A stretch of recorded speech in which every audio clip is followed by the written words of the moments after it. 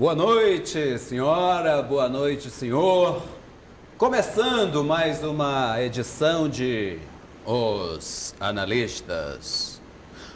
Com muito cuidado, muita ética, muita paciência, muita compreensão, para que a gente não fique desdizendo aquilo que disse errado, para que a gente não fique se desculpando pelos nossos erros, para que a gente não fique desdizendo o que o outro falou, para que não tenhamos problemas com os nossos pais, com os nossos filhos, com aquilo que se diz, com aquilo que se escreve.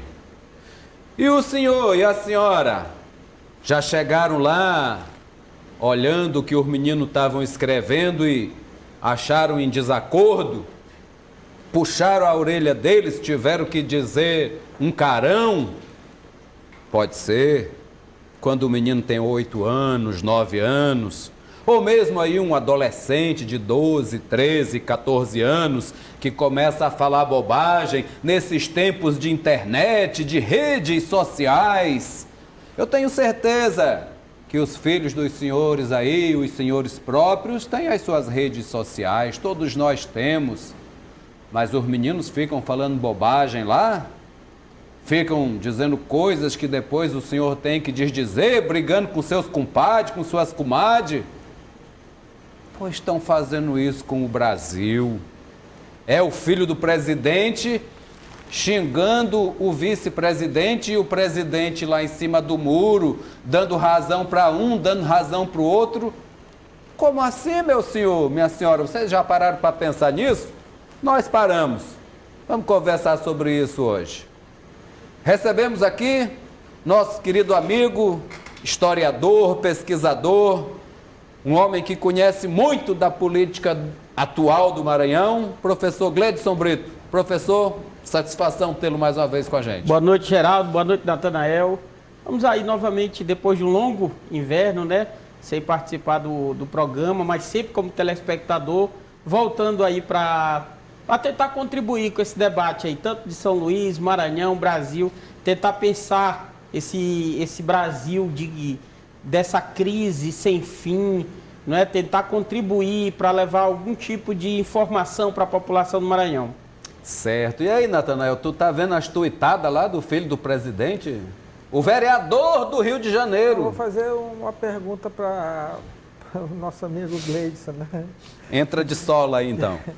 De Carluxo a Golden Shower, né? A Mourão. Né? O que mais pode se esperar, né? Desse governo paralelo nas redes sociais aí do clã Bolsonaro? É com muita tristeza, né, Natanael, que a gente vê isso. Não foi o presidente que eu votei, não foi o presidente que eu escolhi, mas ele é o presidente do Brasil. Do Brasil. Ele é o presidente da nação. E enquanto o Brasil tem 13 milhões de desempregados, o presidente, o filho que é vereador do Rio de Janeiro, o vice-presidente, que parece que está mais controlado, que é o que parece que é mais controlado, um astrólogo que controla o governo dos Estados Unidos, Olavo de Carvalho, e enquanto isso, pais e mães de família estão em desespero, porque tem 13 milhões de desempregados. Aqui em São Luís, Geraldo e Natanael, ali no Cine, que fica ali próximo do Arthur Azevedo, outro dia tinha uma fila que ia do Cine à próxima Praça Deodoro. Enquanto o presidente da República está batendo boca em rede social, enquanto o filho do presidente, vereador do Rio de Janeiro, está demitindo o ministro, está brigando com o vice-presidente, enquanto o presidente está postando pornografia em rede social, o Brasil vai se afundando. Ele é o presidente de todos os brasileiros. Ele foi eleito, acabou a eleição. Ele tem que desfazer o palanque, ele tem que parar de estar em rede social brigando, com confusão e procurar governar. É isso que os brasileiros esperam dele. Infelizmente, eu não sei se ele tem pulso para isso. Porque o homem é controlado pelo filho e pelo um astrólogo. O filho ontem não deu a senha da rede social. E o que rede social tem a ver com governar o Brasil? O filho podia passar um ano com a senha da rede social dele. Ele poderia governar o Brasil. O trabalhador brasileiro não está no Twitter. Não tem tempo para o WhatsApp. não tem tempo para Facebook. Como é que o presidente da República tem? Né? Então, tempos sombrios, meu amigo Geraldo. E o que a gente vê, professor e Natanael, é que a briga não é do governo com a oposição, não é da ideologia do grupo que comanda ou deveria comandar o país com uma ideologia alienígena ou uma ideologia contrária. Não, é uma briga dentro do próprio governo, Natanael. Pois é, uma briga de poder, espaços, influência. O antilulismo, o presidente da República foi eleito com um discurso anti-Lula. O ex-presidente Lula está preso, né? Hoje ele é um condenado pela justiça, está lá em Curitiba. Se é inocente, se é culpado, é uma questão da justiça. Quem acha que é inocente protesta, quem acha que é culpado protesta, mas ele é um condenado da justiça. O presidente da República, o atual, conseguiu reunir em torno de si um grupo de pessoas que eram antilulistas. E aí esse grupo é o mais diverso possível.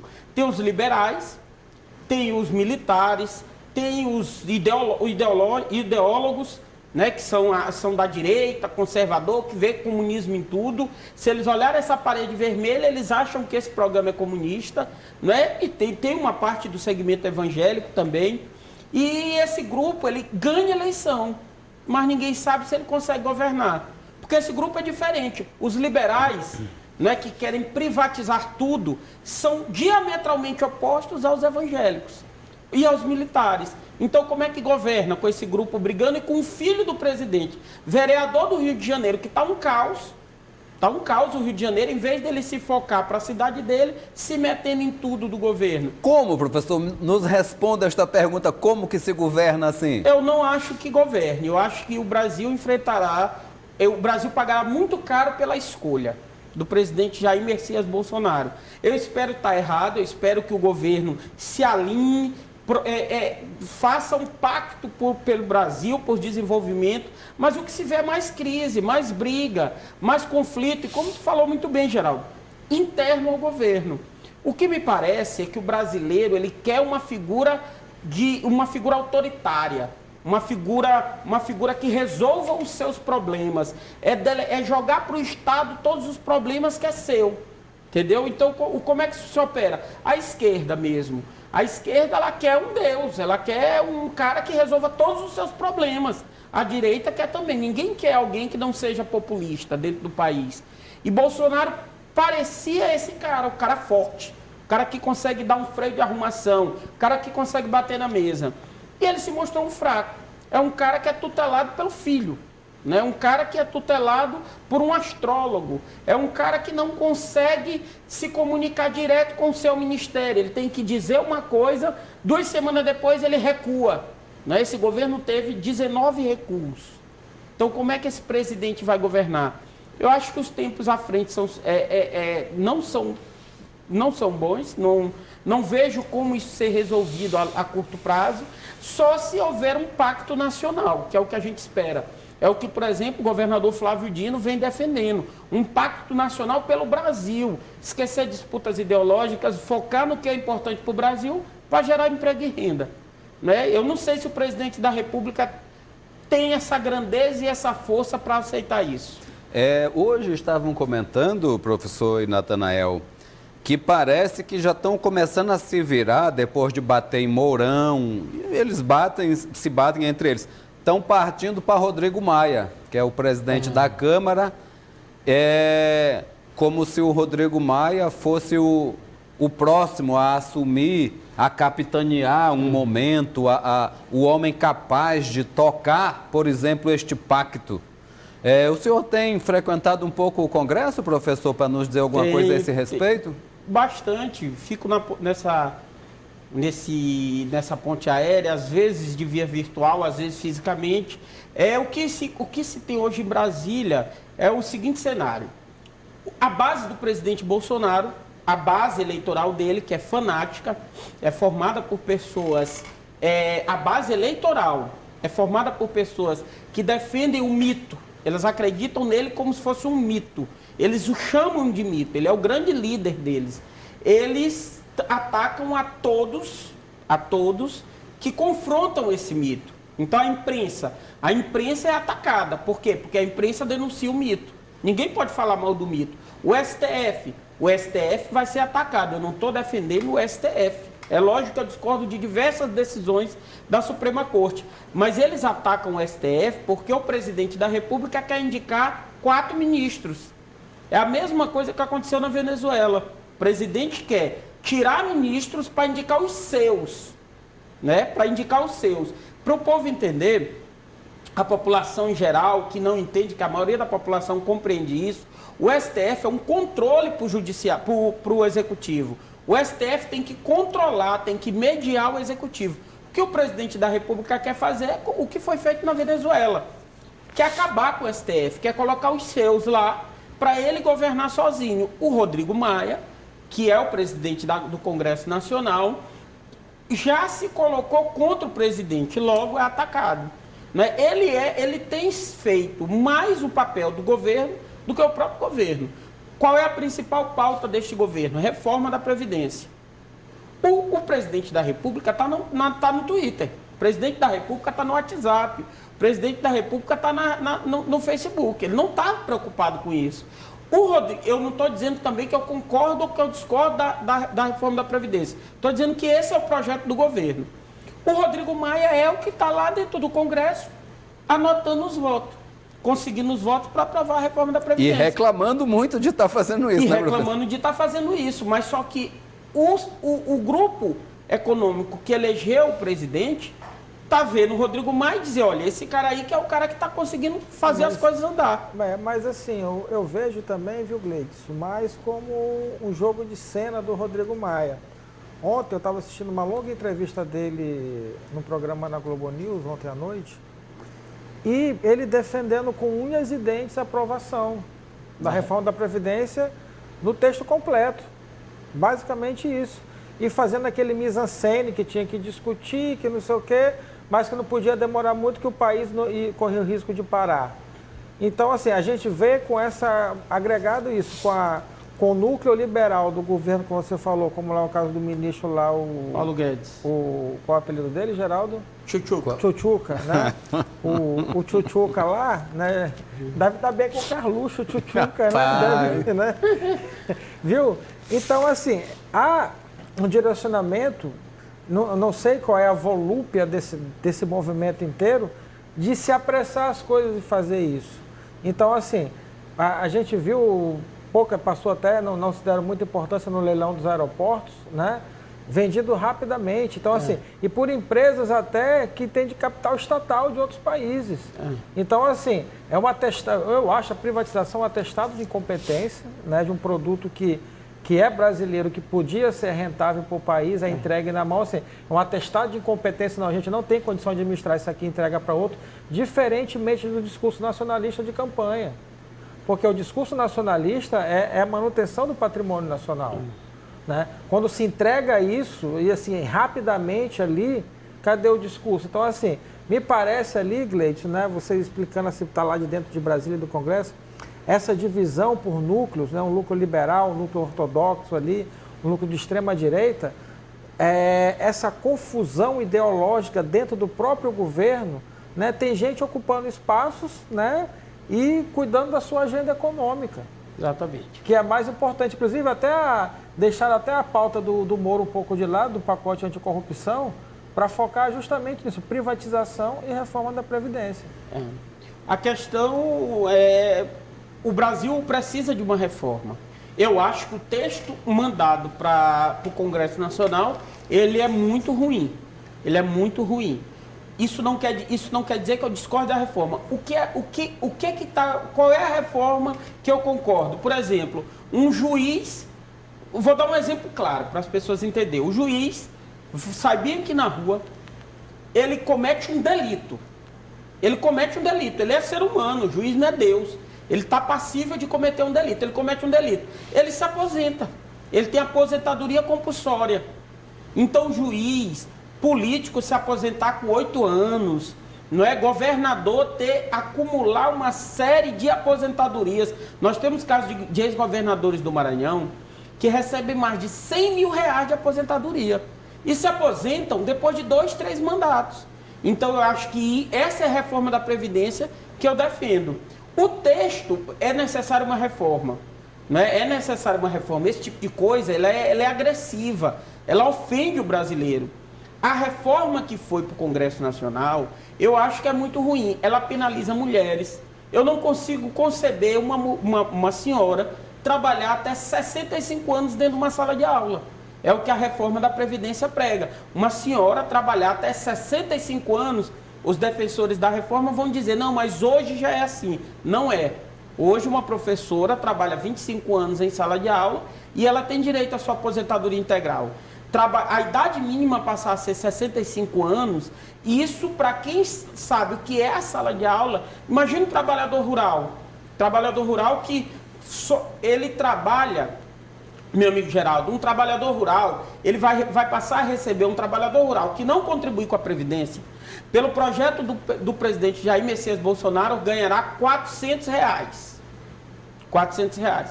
Você que está no interior, você que, que tem parentes no interior do estado, essas pessoas, quando se aposentar, quando chegar a velhice, que vai estar com o corpo mais frágil, vai estar precisando mais de amparo, vai receber R$400. Né? Quem convive no interior sabe que isso aí não vai dar. Essas pessoas vão morrer de fome, vão para mendicância, não é? E por que isso? Será que é o trabalhador rural que causa o rombo da Previdência? Né? Será que é o trabalhador do campo que causa esse problema na Previdência? Porque o campo está cada dia mais com tecnologias. O trabalhador do campo é cada vez menor. Será que é esse trabalhador lá da roça que está causando todo esse problema na Previdência? Provavelmente não, mas é esse trabalhador que será penalizado. E essa reforma não tem como ser a favor. Continuamos a conversa, pode ser nesse mesmo tema, daqui a pouco. Fazemos nossa primeira parada. Voltamos aqui com os analistas. Hoje recebemos o historiador, professor Gleidson Brito, que é uma das pessoas que mais convive e estuda os movimentos políticos que envolvem o eixo São Luís-Brasília, e está aqui nos falando sobre as impressões dele lá em Brasília. Mas, professor, entre essas mudanças propostas no primeiro texto, que foi avaliado, Natanael, essa semana pela Comissão de Constituição e Justiça, por enquanto só disseram que ele é constitucional, ou seja, ele não vai de encontro à nossa Constituição. Agora, a fase, meu senhor e minha senhora, ele vai ser analisado por uma comissão especial que vai propor mudanças. A minha pergunta para os amigos do estúdio hoje é se a gente pode ter esperança e dar esperança para os trabalhadores brasileiros, uma vez que membros do próprio governo já admitiram que os mais pobres vão ser mais penalizados ou vão ser penalizados, enquanto os ricos não serão. Se nós podemos ter, professor, alguma esperança de que esse texto seja melhorado lá, seja tornado pelo menos mais humano? Teremos, desde que a população se mobilize. Hoje o Congresso Nacional tem maioria se o governo conseguir se articular, se o governo do presidente Bolsonaro conseguir se articular, eles têm maioria para aprovar o texto do jeito que veio, certo? Qual é a questão? A questão é a pressão popular. Se houver pressão popular, se a pessoa que está lá em casa assistindo, se a pessoa que tem sua rede social procurar seu deputado, procurar seu senador, procurar seu governador e começar a pressionar pelas redes sociais, pressionar participando de atos, de protestos, isso pode ter uma freada. Porque o Congresso Nacional hoje, ele tem como termômetro as ruas. É um período muito bom para isso. Entendeu? O Congresso Nacional, ele vive com o ouvido para as ruas. A gente acha que o Congresso Nacional não ouve as ruas. Por quê? Porque de lá vem os maiores absurdos. Mas vem absurdo quando a rua não grita. Quando a rua grita, o Congresso Nacional abaixa e costuma acatar. Eu, sinceramente, acho que se o povo se mobilizar, se o sistema de movimentos sociais se mobilizar, é capaz de termos uma reforma boa. O senhor não acha que a própria eleição de Bolsonaro, que veio lá do nada, era um deputado inexpressivo e se elegeu presidente da República, não causou justamente o oposto, uma desmobilização dos movimentos populares? Completa. Os movimentos sociais, eu faço outra consideração. Eu acho que os movimentos sociais, eles perderam o poder que tinham, a pujança que tinham nos últimos 13 anos. E isso aumentou muito no governo da presidenta Dilma, né, da ex-presidenta Dilma. Ela, na minha opinião, implodiu o sistema de movimentos sociais do Brasil. Foi um dos erros dela, né? Um dos erros dela. Na minha opinião, foi reflexo de 2013. Em 2013, a esquerda estava na rua. Esse 2013 que cavou o impeachment dela, o começo de 2013 era do movimento chamado Movimento de Passe Livre. Quem quer passe livre? O movimento dizia, não é só pelos 20 centavos, era a população que anda de ônibus que ia às ruas. O que aconteceu no primeiro momento dessas manifestações? Bordoada. A polícia, tropa de choque, porrada. E aí começou esse movimento, que era um movimento extremamente popular, passou a ser capturado por um movimento mais conservador, que começou aí com camisa do Brasil, que começou a não fazer esse movimento dia de semana, começou a ir para o domingo, né, um movimento mais ordeiro, tirando foto com a polícia. E ali, esse campo conservador foi se plantando. E os movimentos sociais começaram a perder espaço. Né? Se a gente fizer um resgate histórico rápido, na década de 90, Geraldo, até 2005, a CUT reunia 100 mil pessoas do dia para a noite. O MST reunia 100 mil pessoas do dia para a noite. A UNE facilmente reunia 10, 15, 20 mil pessoas em qualquer capital do Brasil. Hoje, esses movimentos não conseguem reunir 50 gatos pingados. E eu não estou falando nenhum demérito a quem está lá, nem quem está no MST, nem quem está na CUT, nem quem está na UNE. Estou dando um dado que é verdadeiro. Se a CUT chama hoje um movimento, aqui em São Luís não vai 100 pessoas. Não vai 100 pessoas. Até porque isso se diluiu também entre outras centrais sindicais, né? Se diluiu entre outras centrais sindicais, se enfraqueceu o poder da CUT, se enfraqueceu o poder do sistema de movimentos sociais e hoje estão perdidos. Estão perdidos. Como você colocou muito bem no início, quem mais causa dano ao governo é o próprio governo. A oposição não consegue sequer arranhar. Não consegue articular um movimento para fazer uma oposição nem propositiva, apresentando propostas, muito menos fazendo o enfrentamento. A novidade que tem nessa legislatura são as mulheres. Né? A bancada feminina, tanto no Senado quanto na Câmara, teve uma melhoria exponencial. É assim, gritante a diferença da legislatura passada para essa, com alguns quadros. A Thalíria Petroni, Sâmia Bonfim, Tabata Amaral, Fernanda, que é uma deputada do Rio Grande do Sul. Tem assim deputadas que elas sozinhas são quase uma bancada.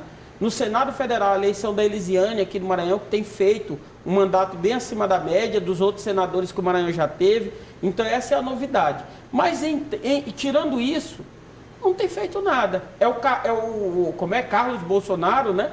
É o Carluxo que causa incômodo para o presidente. É o Olavo de Carvalho que causa incômodo para o presidente. É o próprio presidente postando pornografia nas suas redes sociais que causa incômodo para ele. Nessa questão das mulheres, finalmente a bancada aumentou. Mas eu acho, Natanael, que em termos qualitativos, assim, o fato de ser mulher já não é não basta ser mulher, porque nós temos representantes do populismo, da direita, por exemplo, a deputada lá que nem merece o nome que tem, Joyce Hasselmann, é uma pessoa que grita conservadorismo e populismo pelos 10 dedos, né, professor? Eu acho assim. E eu não vejo ela, por exemplo, a Cátia Abreu, que é uma pessoa preparadíssima. Ela também é representante de uma classe mais conservadora, mas ela é preparadíssima, ela domina os dados, Eu não vejo Joyce Hasselmann tão bem preparada assim. Esse, na verdade, é o grande problema do presidente Bolsonaro e da sua base política. Não é só o fato dele ser conservador, não há nem... ser conservador é uma perspectiva ideológica. Pronto. O cara é conservador, ele tem que ser respeitado nas suas individualidades, ele defende as coisas dele. Pronto, não tem problema se ele nenhum. não for de encontro à lei, merece o respeito de todos nós. Tranquilo. E se for fazer o debate democrático, republicano, defendo, eu acho que é fundamental a existência do campo conservador. Do equilíbrio de forças. O meu problema com essas pessoas, com o Alexandre Frota, que era um ator pornô, que é um deputado extremamente influente na bancada do presidente Bolsonaro, com a Joyce Hasselmann, que é a líder do governo, e respondeu a trocentos processos por plágio. Ela era plagiadora, ela responde processo, porque quando ela trabalhava com jornalista, ela copiou mais de 57 matérias em 30 dias. Responde processos por isso. E não tem conhecimento de absolutamente nada. São youtubers que gravam videozinho de internet e não sabem de nada. Eu não acho que ela seja conservadora. Ela é oportunista. Ela não tem... E ela é a líder do governo Bolsonaro. Ela é a representante do governo Bolsonaro. Ela é a responsável por captar os votos da reforma da Previdência. Imagina isso. Não é? Tu acha que Alexandre Frota é conservador, Geraldo? Eu não sei, outro dia eu li um artigo da Eliane Brum, que é uma jornalista por quem eu tenho um imenso respeito. Ela falou de uma questão que, sem querer estabelecer uma discussão com o professor Gleidson, que o fato dele ter sido ator pornô não deveria importar. Né? E assim, aí eu parei para pensar nisso e a mim não importa, é problema dele ou foi a solução que ele arrumou em algum momento da vida. Mas todo mundo sempre faz questão de lembrar disso. Eu acho que todos nós que o conhecemos, a trajetória dele, mas ele também foi marido da Cláudia Raia, o que deve ter sido uma coisa bem legal, né? Embora ela não goste muito dessa lembrança. Agora, eu não acho que ele seja conservador, eu acho que ele está mais para oportunista, como o Gleidson qualificou a Joyce Hasselmann. Ou seja, ele pegou uma onda, a onda Bolsonaro, que foi pega por muita gente, inclusive esses, e se deu bem. E se enquadrou dentro de um estereótipo. Do estereótipo, exatamente. Era para São Paulo, era baixo, assim, um amigo meu de São Paulo, que está em Brasília, ele me disse o seguinte: Gleidson, em São Paulo, basta chutar a cara do Lula e do PT. Quanto mais violência que tu fizesse isso nas redes sociais, mais tu ia atrair público. Então bastava o cara falar mal do PT, falar mal do Lula, falar mal de coisa, que em São Paulo, dizer que queimar uma bandeira do PT no YouTube, esse tipo de coisa, que em São Paulo essa pessoa seria votada. Como você falou ainda há pouco aí, que para ganhar a eleição bastava ser anti-Lula, mas para governar não basta, né? A gente faz mais uma paradinha e volta em seguida. Voltamos aqui com os analistas. Hoje recebemos o historiador Gleidson Brito e avaliamos aqui os reflexos das últimas decisões. Natanael? Vou falar de cultura um pouco com o Gleidson, até porque recentemente o governo, né, Bolsonaro aí reeditou o nome da Lei Rouanet e fez uma série de alterações. Que caiu de 60 milhões para 1 milhão que uma empresa pode doar. E teve um fato também na cultura que marcou a Gleidson aí, como era do movimento punk aí na adolescência, né? Aquela lendária banda Dead Kennedys anunciou uma turnê no Brasil. Os Bolsonaros. Com um cartaz, né, feita por um artista brasileiro que fez lá a referência à família Bolsonaro com os fuzis na mão. E devido à pressão, a banda, né, recuou ali, retirou das redes sociais, que não tinha autorização e tal, sendo que já havia postado. Aí o Ratos de Porão foi e adaptou o cartaz para comemorar o disco de 30 anos do Brasil, um clássico do punk rock brasileiro. Ele, como ex-movimento punk, né, guitarrista de banda punk também, como é que ele vê esse recuo ali de um artista ali que consolidou sua carreira contra o fascismo, contra esse tipo de coisa e recuar da forma que eu fiquei muito feliz que Jálio Biafra tinha saído do Dead Kennedys. Muito feliz, não teve... foi um ato um ato vergonhoso para uma banda punk, né? Ato vergonhoso. Eu vi fãs do Brasil e do mundo revoltados com a Dead Kennedys por ter feito esse recuo.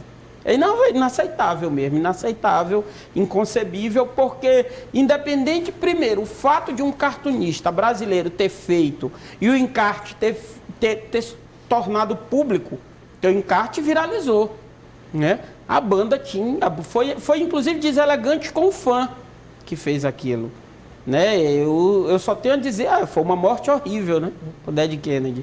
E eu gostei que um cara que eu sempre gostei muito, que era o ex-vocalista, o Jálio Biafra, não estava mais na banda para ver esse desgosto com a criação dele, né? Eu sei que o amigo aqui é do showbiz e tal, é um produtor, mas eu acho, primeiro, não existe ex-punk, viu? Não existe ex-movimento. Quem nasceu lá... Mas tem os traidores do movimento. Ainda traidor, não se esqueça que uma falsa proposição ainda é uma proposição, viu? Já nos ensinava Arthur Danto. Enfim... vamos deixar isso para lá, é melhor. Eu ia apenas dizer que o dinheiro sempre fala mais alto. Quando o dinheiro abaixa, as pessoas recuam de suas posturas, as pessoas, entre aspas, nesse caso, Geraldo, até isso, porque o cartaz, veja bem, Dead Kennedys, talvez o público em geral, o maior público do Brasil, ele não saiba muito bem quem é. Mas aquele cartaz bombou, viralizou. E era a banda, lindo, muito bem feito. A banda era muito bem capitalizar aquilo, tirar uma foto, agradecer. É um cara de Recife. A banda, se ele soubesse, tinha que ir lá. Agradecer, fazer foto, mostrar, porque viralizou. Mas nesse caso, Geraldo, eu discordo um pouco, porque assim, né, o Ratos de Porão, que é outra, assim, né? Talvez, assim, mais importante que o Dead Kennedys pro punk do Brasil, claro, né? Pegou e adotou o cartaz e adaptou num ato de coragem, publicou e reafirmou em suas redes sociais, né? E isso ali é o quê? Demonstra justamente o contrário, que ainda há ideologia ali na música, principalmente no rock and roll, né? Agora, quanto ao Dead Kennedys, eu vou ficar com o meme, que a gente não dá para colocar aqui, mas fizeram um meme sensacional, botaram assim, Life Kennedys, né? Aí botaram um jardim, né? Vendendo aquele sonho americano de consumo, né? E pegou muito mal, né? E só lembrando uma coisa que eu lembrei aqui outros dias, que acho que um dos membros dos Dead Kennedys teve a sua morte no Maranhão. Enfim, lá os historiadores, o crime da Ulen. Parece que ele não gostava muito dos trabalhadores, né? Aí apareceu um trabalhador, naquela época ainda tinha Ulen Company. Da Ulen Company, que era a companhia elétrica na época, que era dos americanos, viu, meu senhor e minha senhora? Houve um tempo que quem fornecia energia para o Maranhão era uma companhia norte-americana. E era um dos Kennedys, que era o presidente desta companhia aqui, que chamava-se Ulen Company, que meu querido amigo Murilo Santos fez um filme sobre isso. E este presidente foi assassinado aqui no Maranhão, isso no final do século XIX, começo do século XX, não me lembro bem aqui agora. Enfim, vamos fechar o punk aqui agora? Que eu queria fazer uma pergunta para o professor Gleidson da Política Estadual. Pode ser, né? Pode. Professor, amanhã nós teremos uma grande festa, eu vou chamar de festa aqui em São Luís, do Democratas, esse partido que já foi, inclusive PDS, né, em tempos passados, depois virou PFL, agora é DEM, Democratas, que não tem nada a ver com os Kennedys, que eram democratas. Amanhã eles, segundo eu soube, não sei se é verdade, o presidente do Senado, que é do Democratas, vai entrar de braços dados apresentando Neto Evangelista como candidato a prefeito de São Luís. Mais um. Pré-candidato, né? Pois é. O ex-secretário, o deputado estadual Neto Evangelista, é pré-candidato a prefeito da cidade de São Luís. Ele é filiado ao DEM, ao PFL, né, ao Arena, ao PDS. Ele é filiado hoje, o DEM é o partido que faz parte da base do governador Flávio Dino. Isso. Partido no estado comandado pelo deputado federal Juscelino Filho. É um partido que faz parte do mesmo grupo político que o governador. Amanhã é a convenção do DEM. E tem dois secretários, inclusive, né? Tem dois Rogério secretários. Cafeteiro e Felipe Camarão. Pois é, dois secretários estão filiados no DEM. de Estado. E amanhã será o lançamento. É um ato grandioso. É um ato que o presidente da Câmara, Rodrigo Maia, e o presidente do Senado estarão no Maranhão. Que são do DEM. Então, o presidente da Câmara, o Rodrigo Maia, o presidente do Senado, Davi Alcolumbre, estarão amanhã nesse evento.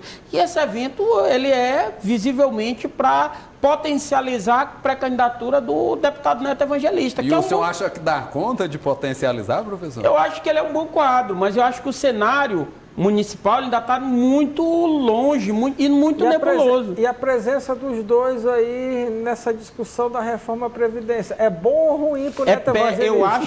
Eu acho que o ex-deputado, o deputado Neto Evangelista, não está mensurando isso, porque a maior parte da população do Maranhão... Primeiro, São Luís, ele quer ser candidato a prefeito de São Luís. São Luís é uma cidade que historicamente vota com a esquerda. Né? Ou seja, historicamente, São Luís tem um eleitorado que é contra esse tipo de reforma. E ele vai ser alçado a esse posto com duas lideranças que são os responsáveis por essa reforma. Isso pode ter um efeito contrário para a candidatura dele, pelos intentos dele. Eu acho o Neto Evangelista um quadro muito bom, acho que qualifica o debate para a sucessão municipal, assim como o deputado federal Bira do Pindaré, né, assim como o deputado estadual, o Duarte Júnior, jovem Duarte Júnior, que tem percorrido aí, assim como o Rubens Júnior, que também é pré-candidato. Eduardo Braide. O candidato, o deputado Eduardo Braide. Filho. Também é candidato. Rapaz, é candidato pra caramba. Tem o comunicador. Geisael, teve aqui com a gente. Esse tá com sangue no olho, professor. O Geisael é comunicador e ele tem andado por toda São Luís e ele tem andado na São Luís profunda. Então, enquanto às vezes esse movimento ele tem mais impacto. Porque enquanto o cara está discutindo com o presidente da Câmara e com o presidente do Senado, o morador de São Luís, ele quer saber do buraco da rua dele. Ele quer saber que na escola do... Ele quer saber da feira. Ele quer saber que na creche da cidade operária. Da creche que nunca foi feita. Ele quer saber da escola do filho dele, que hoje em um dos jornais aqui da TV Guará, eu olhei uma escola que não estava interditada, a população interditou parte de São Luís. E aí, com essa pegada, cresce a possibilidade de um candidato que não se sabe nada de mal sobre ele, que é o Geisael, é um quadro visivelmente muito preparado e que está discutindo esse buraco, está discutindo escola, está discutindo... Eu acho que é uma boa briga para a prefeitura, tem boas opções para a eleição que se avizinha aí no ano que vem. E nós, lembrando, né, Natanael, que nós tivemos um comunicador popular, como Geisael, que ganhou a eleição para governador do Amazonas, e nós temos o Tiririca lá da Ucrânia, que ganhou a eleição presidencial lá na Ucrânia. Então, tem casos de comunicadores bons e casos de comunicadores ruins. Por exemplo, os Estados Unidos... O prefeito do Rio de Janeiro, pelo amor de Deus. Ali é comunicador. No caso, alguns casos, assim, Ronald Reagan era ator, ele fez um mandato liberal, conservador, mas considerado pelos americanos, até pelos mais progressistas, que foi um bom mandato. Mas ele já vinha, ele foi governador da Califórnia antes, mas tinha como herança esse... verdade. Eu acho assim. É muito midiático. O Trump muito mais. O Trump é bem mais. O que eu acho é que de onde a pessoa vem, se é comunicador, se é professor, se é jornalista, se é feirante, se é operário, como foi o Lula, ele é pouco relevante. Eu acho que talvez o que importa hoje para São Luís e para o Estado, o que importa é essa pessoa dar conta de resolver os problemas da cidade. esse cara, ele tem um passado limpo, quem está do lado dele é limpo, essa pessoa dá conta de resolver meu problema? Eu acho que é essa pergunta que a população vai fazer. Tem um prefeito... Pode terminar, desculpa, Adler. Não, eu estou dizendo, essa pergunta vai ser feita com o eleitor olhando para o deputado Bira, para o deputado Rubem Júnior, para o deputado Duarte Júnior, para o Neto Evangelista, para o Geisael. A população vai perguntar para eles se eles têm condição de dar conta de resolver o problema da cidade. Eles têm condição? Se eles tiverem condição, serão eleitos e espero que façam um bom mandato. Né? Tá longe ainda. Muita água para passar. Tá longe, mas nem tanto. Eu estava me lembrando, Natanael, de um prefeito aqui de um dos municípios da Grande Ilha, que ele tinha solução para tudo enquanto era problema do município dele, mas era tudo lindo que ele ia dar tudo certo. Os 6 portos da cidade iam ficar lindos. O cara não consegue tapar, não conseguiu fazer uma parada de ônibus, meu. E vive chorando por aí. Não, vamos terminar bonitinho, né? Só para concluir, conclua, professor. O último prefeito, a estrutura urbana de São Luís foi feita por Haroldo Tavares. A última intervenção proposição de futuro foi o anel viário. Eu não tô e digo mais, eu nem condeno totalmente o atual gestor, acho que ele faz o que pode. Eu só estou dizendo que o último gestor que fez um trabalho que gerou impacto social na vida foi em 1978, Haroldo Tavares. Então, que o eleitor já comece a olhar os movimentos para que a população consiga, no ano que vem, ter uma boa escolha aí. Rapaz, isso me deu até a ideia aqui de um slogan para uma campanha. Vou até anotar aqui para ver se alguém quer. Vamos brincar de bloqueia ou compartilha? Ixi, de novo.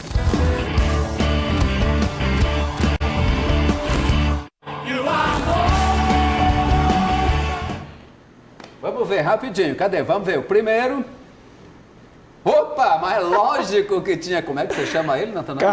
Carlos, vocês que chamam aí. Bloqueia ou compartilha, professor? Com certeza bloqueia. Esse rapaz é vereador do Rio de Janeiro. Esse rapaz, o Rio de Janeiro tem 2 governadores presos, metade do parlamento municipal preso, deputados presos, técnicos do Tribunal de Contas presos. A cidade cheia de problema, prédio caindo, exército matando família de trabalhador e ele está envolvido com briga com o vice-presidente da República.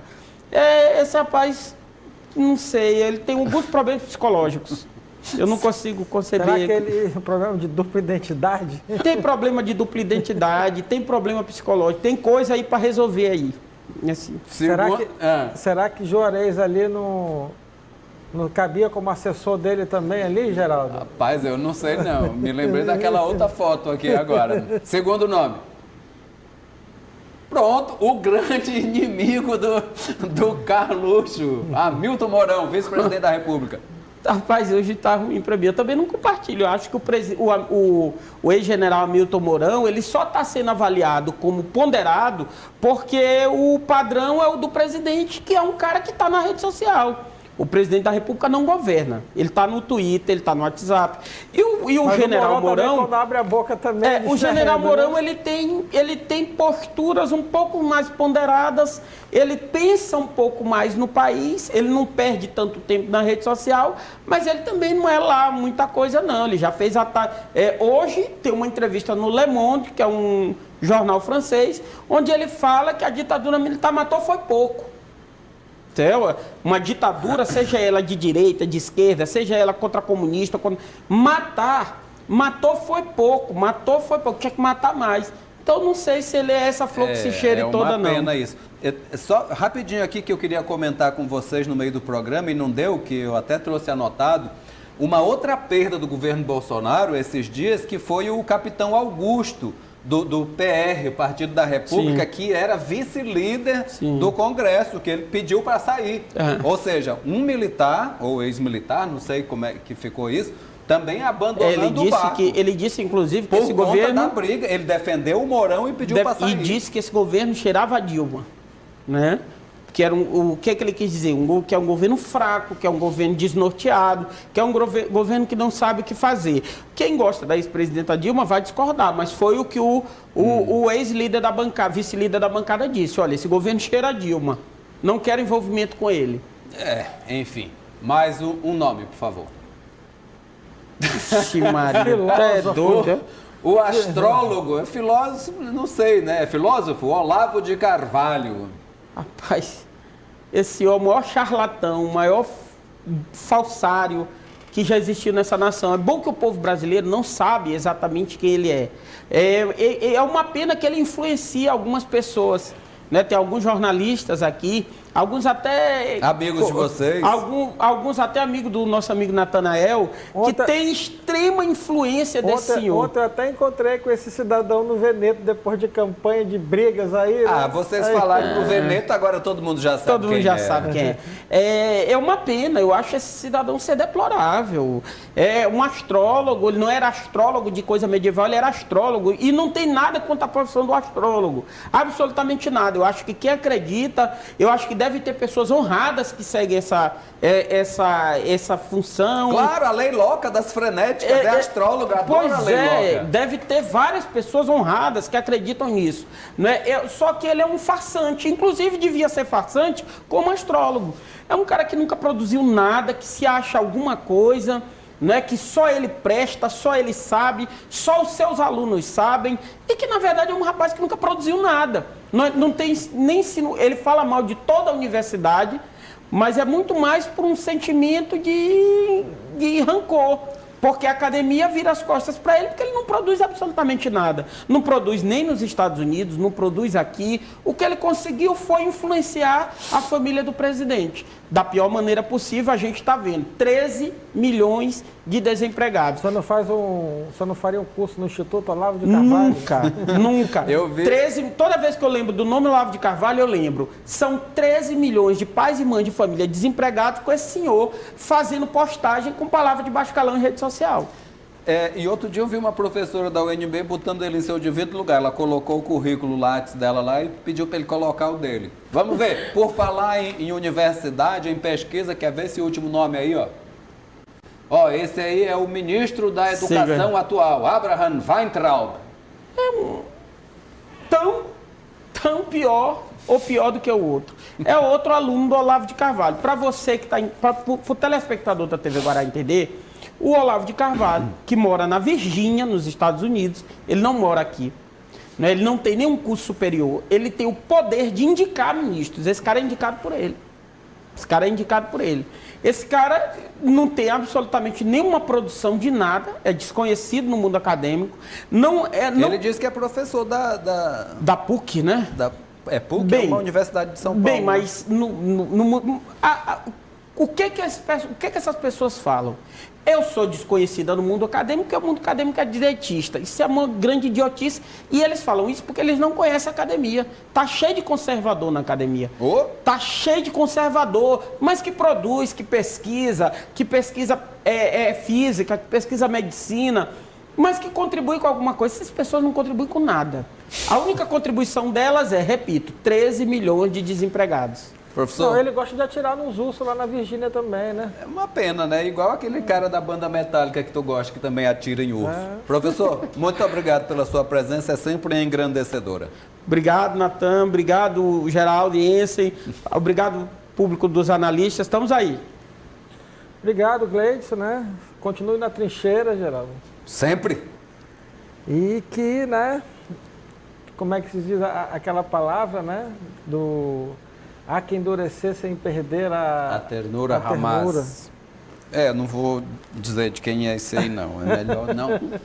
Mas é preciso ter fé e coragem para lutar. Tem que ter fé, como dizia Diadorim. Até amanhã, queridos.